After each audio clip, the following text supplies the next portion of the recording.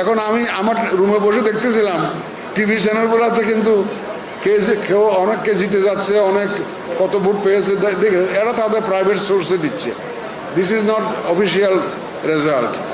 আমরা official result যা পাচ্ছি, আমাদের কাছে যা এসছে পর্যন্ত আমাদের সিনিয়র সেক্রেটারি মহোদয় এগুলা ঘোষণা করবেন। আমরা কিন্তু অত্যন্ত ট্রান্সপারেন্ট থাকতে চাই। আমরা কোনো লুকোচুরিতে বিশ্বাস করি না। আমরা বারবার করে বলে আসছি, আমাদের সাংবাদিক ভাই বোনেরা আমাদের থার্ড আই, এরা হচ্ছেন আমাদের সিসি ক্যামেরা।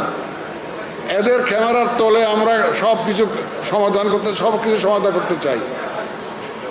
সারা দেশের মানুষ দেখুক, আমাদের মিডিয়া কর্মীদের মাধ্যমেই দেখুক। আমরা সবাইকে দেখাতে চাই আমাদের মধ্যে কোনো ধরনের কোনো লুকোচুরি নাই।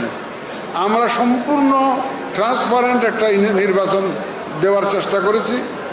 সুতরাং আমাদের রেজাল্ট দেওয়ার মধ্যে অনেকেই বলা শুরু করছে ইতিমধ্যে যে মধ্যে 8%, আবার 2 ঘন্টা পরে হঠাৎ করে 20%, 25% কেমন হলো।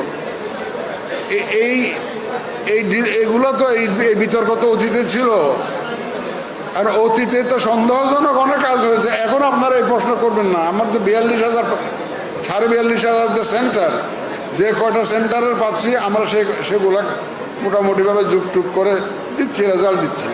এই জন্য যত রেজাল্ট আসতে থাকবে এটা হেরফের হবেই। এখানে অন্য কোনো কারসাজি এখানে নাই, এখানে অন্য ধরনের অন্য কোনো উদ্দেশ্য এখানে নাই। এটা সম্পূর্ণ একটা হিসাব। এখন আমরা শুধু যোগ বিয়োগ করে, যোগফল করে যে রেজাল্টটা আমরা পাবো, আমাদের রিটার্নিং অফিসারের কাছ থেকে পাবো এটা স্বাক্ষরিত, সেটাই আমরা কিন্তু আপনাদের সামনে ঘোষণা করব। এর বাইরে নয়। আমরা কোনো আনঅফিসিয়াল রেজাল্ট দিতে চাই না।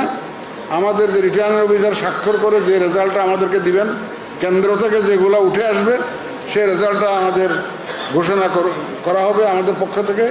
আমাদের সিনিয়র সেক্রেটারি মহোদয় ইতিমধ্যেই অনেক রেজাল্ট পেয়ে গেছেন, অফিসিয়াল রেজাল্ট পেয়ে গেছেন।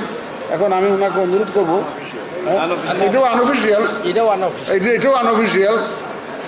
অফিসিয়াল হবে কখন? যখন গেজেট করবো আমরা, যখন গেজেট করবো তখন that is the final official document.